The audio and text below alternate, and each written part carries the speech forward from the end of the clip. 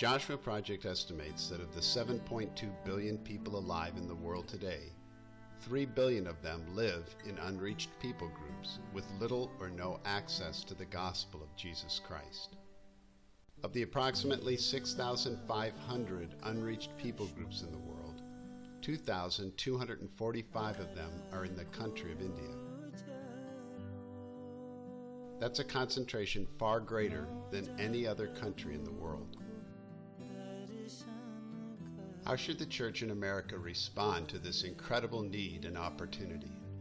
Whatever we do, our actions must align with the fact that the church is already in India. It may not be present within the various unreached people groups in the country, but it's right next door, not across the sea. As Indian leaders evangelize and plant churches in these unreached areas, there are many opportunities for Western churches to partner with them. Missionaries who can get into the country of India and who have a heart to work with the Church of India can develop strategic ministries.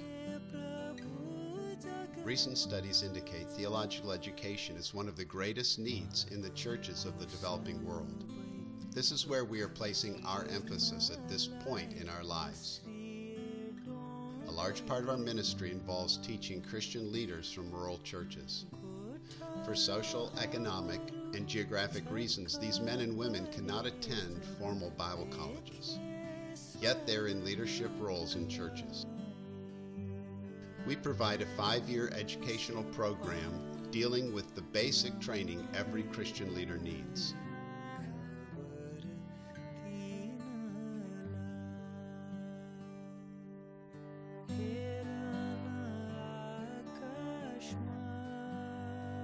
The teaching load is shared with adjuncts who join us on every trip. These men have significant ministry experience. They're able to share this with the students in culturally relevant ways. A key element in the Tri-M educational ministry is the relationship we have with Indian partners. These partners work with an extensive network of pastors and church planters. We're helping with one important area in their ministry, equipping leaders. We provide qualified instructors, but they organize the logistics involved in holding classes and serve as mentors to the students in between classes. One of these partners is J.D. Enosh. He has planted churches throughout India. More than once he was beaten by religious fundamentalists who did not want him to preach the gospel in their villages. His brother Prabhupada is in charge of our training venue at Bhadravati. Prabhupada was hauled out of a small group meeting by Hindus and mercilessly beaten. Because of that beating, he has permanent neurological damage and a significant loss of hearing. These partners literally bear the scars of persecution in their bodies. We are humbled to work with them. We are currently operating 3 Tri-M education sites in India. At each site, we have 35 to 40 men and women who are already in church leadership. Our Indian partners gather these leaders for 2 weeks each year. During those 2 weeks, 4 courses are taught. This is followed by practical assignments the students do in their church ministries.